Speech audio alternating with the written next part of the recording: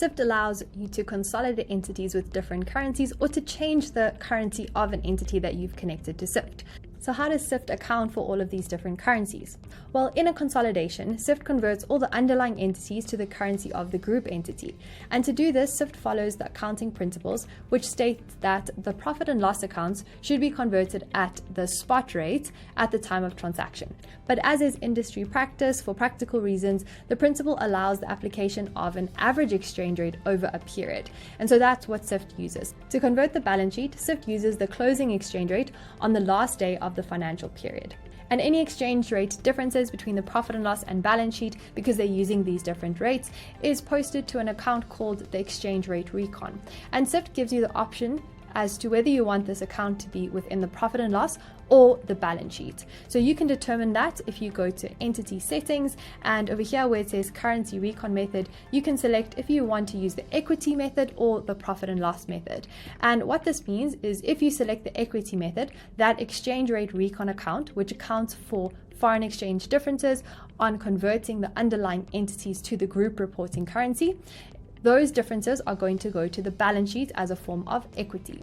But if you select the profit and loss method, then those differences are going to go to the profit and loss. So you have the option of selecting each of these.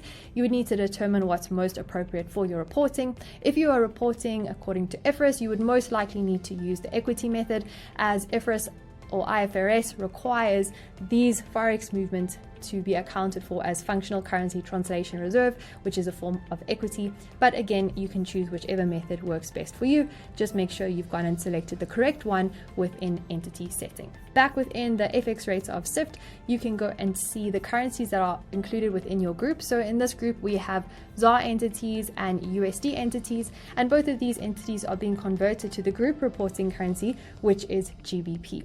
We can go and edit any of these exchange rates by just manually changing them. So we can just go and type in 15 instead. And if we've made a mistake or we no longer want that rate, we can go and reset the current changes and you'll know that it updates, or we could reset all rates back to the Syft rates.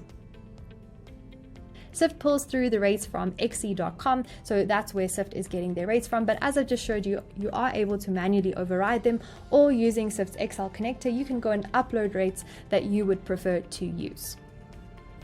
As I mentioned before, any differences that arise because of this conversion go to that exchange rate recon method. And as in this entity, we've gone and selected the equity method, we expect to see that exchange rate recon in the balance sheet under equity. So we can go to the balance sheet over here, and if we go down to equity, you'll see here we have that exchange rate recon, and we can see that it's coming through from those entities that have the different currency, whether it be ZAR or USD.